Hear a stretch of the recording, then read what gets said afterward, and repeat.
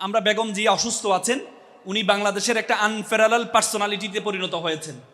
উনি আগে যত নেত্রী ছিল প্রত্যেকটা নেত্রী দলীয় নেত্রী থাকতো। শেখ হাসিনা আওয়ামী লীগের নেত্রী ছিল, কিন্তু খালেদা জিয়া উনি বাংলাদেশের নেত্রীতে পরিণত হয়েছেন। তো সুতরাং বেগম জিয়া অসুস্থ, আমরা মনে করি বাংলাদেশে ওনার আরও খেদমত করার সুযোগ আছে। উনি সুস্থ হয়ে ফিরে আসুক, এই কামনা আমরা করছি। আমার বেগম জিয়ার একটা জিনিস আমার খুব মনে পড়ে। That time I was a student of university Dhaka. আমি ঢাকা ইউনিভার্সিটির ছাত্র ছিলাম তখন শেরাটন হোটেলে শিবিরের একটা ইফতার পার্টি কি জামাতের একটা প্রোগ্রামে প্রধান অতিথি ছিলেন বেগম জিয়া। 2008-এর ইলেকশনের পরবর্তীতে বেগম জিয়া মনে আছে, উনি বক্তব্যের মধ্যে উনি বলছিলেন যে আমার ক্যাবিনেটে 2জন মন্ত্রী ছিলেন। উনি বলেছিলেন তোমাদের 2জন মন্ত্রী ছিলেন আমার ক্যাবিনেটে। আমি যখন আমার ক্যাবিনেটে অনেক মন্ত্রী ছিল, প্রত্যেকটা মন্ত্রীকে যখন আমি বিদেশে সফরের জন্য পাঠাইতাম, রাষ্ট্রীয় সফরে পাঠাইতাম, প্রত্যেক রাষ্ট্রীয় সফরের আগে তার জন্য একটা বাজেট নির্ধারণ করা হতো, ব্যক্তিগত বাজেট এবং রাষ্ট্রীয় বাজেট নির্ধারণ করা হতো। আমি মাত্র 2জন মন্ত্রী দেখেছি যারা রাষ্ট্রীয় সফর শেষ করার পরে 1 টাকা সহ আমাকে হিসাব দিয়ে টাকা বুঝিয়ে আমাকে দিতেন। একমাত্র আমি 2টা মন্ত্রী পেয়েছি। তো সুতরাং তোমরা যে মানুষ তৈরি করছো, এবং উনি বলছে আমি ফেনী 1 আসন থেকে ইলেকশন করেছি। আমার ভাই সায়েদ ইস্কান্দার উনি আসনটা পরিচালনা করেছেন। ইলেকশনের আগে জোটবদ্ধ যেহেতু নির্বাচন করছি, জোটের ছাত্র শিবির এবং জামাত ইসলামকে আমি কিছু বাজেট দিতাম ইলেকশনে খরচ করার জন্য। নির্বাচনের পরের দিন আমার ভাই আমাকে বলছে যে একটা বস্তা নিয়ে, শিবিরের ছেলেরা একটা বস্তা নিয়ে আসছে। তো আমরা একটু ভয় পেয়েছিলাম, আমার ভাই ভয় পেয়েছিল বস্তা মানেই মনে হয় টাকা চাইবে, যেহেতু নির্বাচিত হয়েছে। পরে দেখি বস্তার মধ্যে কি, জিজ্ঞেস করলাম, বলে যে বস্তার মধ্যে তো সব ভাউচার। এবং আরেকটা দেখালো, বললো যে এই বস্তার মধ্যে কি, এই বস্তার মধ্যে টাকা, মানে আপনি যে টাকা দিয়েছেন এই জায়গায় খরচ করেছি, এই সবগুলো ভাউচার, আর এই টাকা অগ্রিম ছিল, এই অগ্রিম টাকাগুলো আপনাকে ফেরত দিতে আসলাম। উদ্বৃত্ত টাকাগুলো আপনাকে ফেরত দিতে আসলাম। তার মানে এমন মানুষ তোমরা তৈরি করছো। বেগম জিয়া সেদিন বলেছিলেন, সেদিন বেগম জিয়ার প্রতি আমার রেসপেক্টের জায়গাটা আরো বেড়ে গিয়েছিল। তো সুতরাং এমন কিছু মানুষ ছাত্র শিবির তৈরি করছে, এমন কিছু মানুষ তৈরি করছে। মহাত্মা গান্ধী চমৎকার করে বলেছেন, there are 7 things which destroy us. 7টি জিনিস আমাদেরকে ধ্বংস করছে। একটি হচ্ছে education without character, politics without ethics, চরিত্রবিহীন শিক্ষা, এবং ইথিক্সবিহীন পলিটিক্স, রাজনীতিবিদ। তো সুতরাং সে রাজনীতিবিদ এবং কিছু মেধাবী মানুষ, নৈতিকতা সম্পূর্ণ মানুষ শিবির তৈরি করছে। আজকে যে সুন্দর আয়োজন করেছে ছাত্র শিবিরকে, এই আয়োজন করার আগে তোমাদেরকে একজনকে বলেছে, তোমরা যদি ছাত্র শিবির এই প্রোগ্রামে আসতে চাও তাহলে ছাত্র শিবিরের যে ফর্ম আছে সে ফর্মে তোমরা ফিল আপ করবা, then you can join the programme. বলেছে তোমাদেরকে? বলেছে। তুমি মেয়েরা, আজকে অধিকাংশ মেয়ে এখানে উপস্থিত, মেয়েরা চাইলেও ছাত্র শিবিরে জয়েন করতে পারবা না। পারবা? তোমরা বলতে পারো যে ছাত্র শিবির কি মেয়ে বিদ্বেষী? ছাত্র শিবির মেয়ে বিদ্বেষী না। ছাত্র শিবির হচ্ছে, ইসলাম সবসময় মনে রাখবা, ইকুইটি এবং ইকুয়ালিটি। ইকুইটি মানে সবার জন্য সমান, আর ইকুয়ালিটি মানে যার জন্য যতটুকু প্রয়োজন তাকে ততটুকু দেওয়া। একটা 3 বছরের শিশু তুমি যদি তাকে 2 প্লেটের ভাত দাও, আর একটা 30 বছরের যুবক তাকে যদি 2 প্লেটের ভাত দাও, তাহলে এটা কি সমান হবে? কারণ 3 বছরের শিশু তার চাহিদা হচ্ছে 1 মুঠ খাওয়ার, তাকে এতটুকু দিতে হবে। আর যুবকের চাহিদা হচ্ছে 3 প্লেট খাওয়ার, তাকে 3 প্লেট দিতে হবে। এটা হচ্ছে কি? ইকুয়ালিটি। ইসলাম এটাতে বিশ্বাসী। তো ছাত্র শিবির মনে করো তুমি একটা মেয়ে, তুমি যদি কোনো রাজনীতির, ছাত্র শিবির শুরুতে ছাত্র শব্দটা আছে, ছাত্র শব্দটা কমন জেন্ডার নয়, ছাত্র শব্দটা ম্যাসকুলিন জেন্ডার, আর ফেমিনিন জেন্ডার হচ্ছে কি? ছাত্রী। তো সুতরাং তুমি যদি ছাত্র শিবিরে জয়েন করতে হয় তাহলে তোমার ছাত্রী যে পরিচয় আছে সে পরিচয়কে বিসর্জন দিয়ে তোমাকে জয়েন করতে হবে। তুমি যদি ছাত্র দলে জয়েন করতে হয়, ছাত্রী যে শব্দটা আছে এই শব্দটা বিসর্জন দিয়ে তোমাকে পরিচিতি দিতে হবে, আমি ছাত্র দলের একজন ছাত্রী। হলো এটা তোমাকে অপমান করা নাকি তোমাকে সম্মানিত করা? তোমাকে অপমান করা। ছাত্র শিবির মনে করে যেহেতু আমরা ছাত্র, সুতরাং তোমরা আমাদের সকল সুযোগ সুবিধা পাবা, কিন্তু আমাদের এখানে জয়েন করতে পারবা না। তোমাদের জন্য আলাদা একটা প্ল্যাটফর্ম আছে, ছাত্রীদের আলাদা একটা প্ল্যাটফর্ম আছে, সেখানে তুমি ছাত্রী পরিচয় বহন করবা, সেখানে সর্বোচ্চ নেতৃত্বে তুমি যাবা। তো সুতরাং আজকের এই সুন্দর আয়োজন শিবির যে করেছে, আমরা আরেকটি করতালির মাধ্যমে তাদেরকে অভিবাদন জানাই।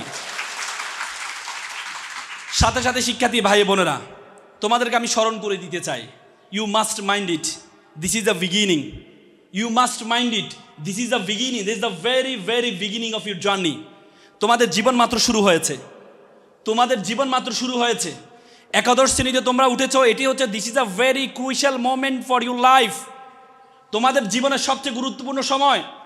তোমরা প্রশ্ন করতে পারো যে ভাইয়া গুরুত্বপূর্ণ সময় শব্দটা শুনতে শুনতে কান জ্বালাফালা হয়ে গেছে, আর শুনতে ইচ্ছে করে না।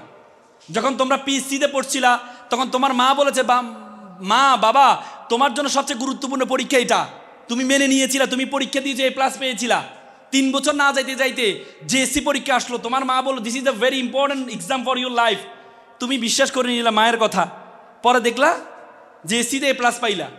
এরপরে 2 বছর না যাইতে যাইতে আরেকটা পরীক্ষা আসলো, SSC পরীক্ষা। এরপরে বলো মা বলো this is a very important exam for your life. তোমরা বলো যে কিরে সবই ইম্পর্টেন্ট এক্সাম, তো তাহলে নন ইম্পর্টেন্ট কোনটা? এরপরেও তোমরা যাক বড়দের কথা শুনতে হয় এই জন্য বিশ্বাস করে নিলা, SSCতে A+ পাইলা, A গ্রেড পাইলা। এখন ইন্টারে আজকে নবীনবরণ, কলেজের নতুন জীবন শুরু করছো, নতুন জায়গায় আসছো, এখানে আমি এসে বলছি this is a crucial, this is a very important time for your life. এখন কি বিশ্বাসযোগ্য মনে হবে? মনে হবে না। না নাকি হ্যাঁ? হ্যাঁ নাকি না? আমি সত্য বলেছি নাকি আমি সত্য বলেছি? আমি সত্য বলেছি না আমি সত্য বলেছি? অপশন নাই তো। তার মানে দেখো তোমার সময় যত কমে যায়, পিএসসির জন্য তুমি 5 বছর সময় পেয়েছিলা, জেএসসির জন্য তুমি 3 বছর সময় পেয়েছিলা, এসএসসির জন্য তুমি 2 বছর সময় পেয়েছিলা, ইন্টারের জন্য তুমি 1.5 বছর সময় পাবা, ইউনিভার্সিটি এবং মেডিকেলের পরীক্ষার জন্য তুমি 3 মাস সময় পাবা। তার মানে তোমার সময় যত কমে যাবে তার গুরুত্বটা তত বেড়ে যাবে। তার মানে এখন তোমার ইন্টারের যে টাইম, এই টাইমের এক্সামটা তোমার জন্য is a very crucial moment for your life.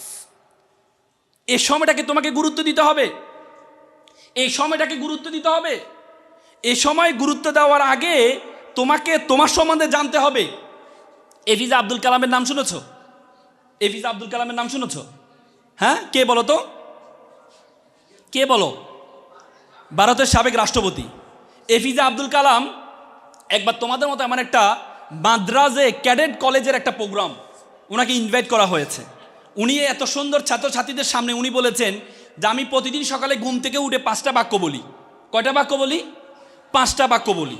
উনি বললেন আমি সকালে ঘুম থেকে উঠে বলি, শুরুতে বলি আই এম দ্য বেস্ট, আমি সেরা, আই এম দ্য উইনার, আমি বিজেতা, গড ইজ উইথ মি, সৃষ্টিকর্তা আমার সাথে আছেন, টুডে ইজ মাই ডে, আজকে আমার দিন, আই ক্যান ডু ইট, আমি যে কোনো কিছু করতে পারি। এ 5টা বাক্য বলতেন। আজকে তোমাদেরকে আমি 5টা বাক্যর ব্যাখ্যা দিয়ে আমি কথা শেষ করব। প্রথম যে বাক্য সেটি হচ্ছে আই এম দ্য বেস্ট, আমি সেরা। তোমাকে সেরা মনে করতে হবে, তুমি যে সেরা এটা ভাবতে হবে। তুমি যদি মনে করো তুমি সেরা না, তাহলে তুমি কোনো সেরা না। সক্রেটিস বলেছেন নো দাই সেলফ, নিজেকে জানো। আল্লাহ কোরআনে বলেছেন ওয়াফি আনফুসিকুম, তুমি তোমাকে জানো। উপমহাদেশ সেরা কবি ফরিদউদ্দিন বলেছেন উনসু মাতলু বেজা হাত দরগাহা হার তুরি গো বাজে গো খুদনেশা। বলছে পৃথিবী যাকে খুঁজে বেড়াচ্ছে তুমি সেই ব্যক্তি, তুমি তোমাকে খুঁজে বের করো। তুমি যদি তোমাকে খুঁজে বের না করতে পারো তাহলে মনে করবা আল্লাহ তাআলা তোমাকে অনর্থক সৃষ্টি করেছেন। আল্লাহ তাআলা তোমাকে অনর্থক সৃষ্টি করেছেন। আই এম দ্য বেস্ট, আমি সেরা, এই সেরাটা ভাবতে হবে তোমাকে। তোমরা হার্ভার্ড ইউনিভার্সিটির প্রফেসর ডক্টর টেক্টাস তিনি বলেছেন ইউ বিকাম ইউর কনভারসেশন। তুমি যেটি তুমি বলো, তুমি যেটি তুমি বলো। বলছে মানুষের ব্রেন হচ্ছে মানুষের সবচেয়ে বাধ্যগত সার্ভেন্ট। তুমি যদি ব্রেনকে বলো আমি সেরা, ব্রেন বলো ইয়েস স্যার আপনি সেরা। তুমি যদি ব্রেনকে বলো না আমি একা, তোমার ব্রেন বলো ইয়েস স্যার আপনি একা। তুমি যদি ব্রেনকে বলো আমি একা, যে জীবনটা রেখে লাভ নাই, তোমার ব্রেন বলো ইয়েস স্যার জীবনটা রেখে লাভ নেই, keep it up, keep going on. তখন তো আমরা আত্মহত্যা করি। তার মানে আমাদের ব্রেন হচ্ছে আমাদের সবচেয়ে বাধ্যগত ছাত্র। আমি যদি ব্রেনকে বলি আমার দ্বারা কিছুই হবে না, তোমার ব্রেন বলবে তোমার দ্বারা কিছুই হবে না। তুমি যদি ব্রেনকে বলো আমার দ্বারা কিছু হবে, তোমার ব্রেন বলবে ইয়েস স্যার আপনাকে দ্বারা কিছু হবে। আমি কয়েকদিন আগে 3-4 দিন আগে আমি আফ্রিকা গিয়েছিলাম। আফ্রিকায় পৃথিবীর সবচেয়ে লার্জেস্ট সাফারি মাসাই মারা সাফারি, মাসাই একটা উপজাতিদের, সেখানে প্রায় 500 কিলোমিটার ধরে একটা সাফারি, যেখানে পৃথিবীর যত প্রাণী আছে সকল প্রাণীগুলো বসবাস। ন্যাচারালি আমরা একটা প্রোটেক্টেড গাড়ি দিয়ে, ল্যান্ড ক্রুজার গাড়ি দিয়ে আমরা এটার ভিতরে গিয়ে তুমি ন্যাচারালভাবে দেখতে পারবা বাঘ কী করে, সিংহ কী করে, প্রাণীগুলো কী করে। আমি 2 দিন সেখানে থেকেছিলাম সে সাফারিতে। সেখানে দেখেছি সিংহ, বাঘ, সিংহ যে এলাকায় থাকে ওই এলাকায় আশেপাশে কোনো প্রাণী থাকে না। কিছু সিংহকে দেখলাম ঘুমাচ্ছে, আর কিছু সিংহ তার দাড়ি মোচ এভাবে সে এভাবে দাঁড়িয়ে আছে, আশেপাশে কোনো প্রাণী নেই।